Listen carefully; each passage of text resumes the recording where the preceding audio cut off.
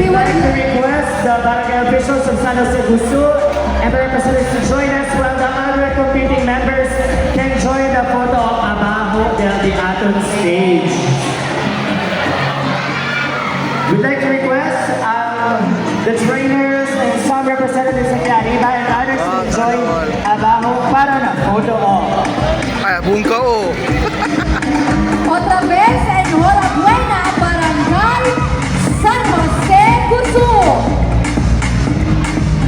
So once again, we'd like to congratulate all the competing barangays.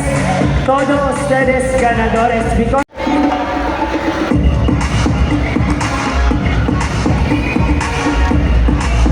We would to also like to acknowledge acknowledge Doc Marlon Torres. of 92.3%.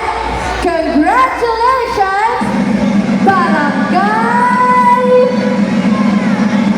Bringing home 80,000 pesos cash. Congratulations!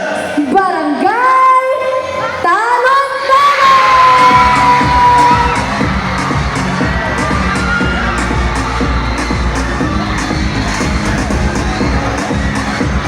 We'd like to say thank you very much to Cup.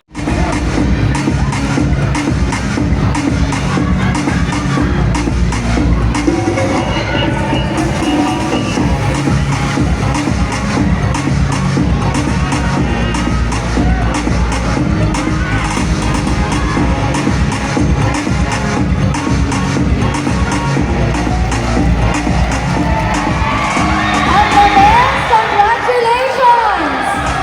Barangay Talon! You are the first placer for the Inter-Barangay Pandaria competition, garnering a total score of 96.8. Enhorabuena! Again, thank you very much, Mayor John Dalipe, Councilor Joey, Councilor Dino, and Commissioner Councilor CJ Dalipe for joining us for the awarding. Enhorabuena, Barangay!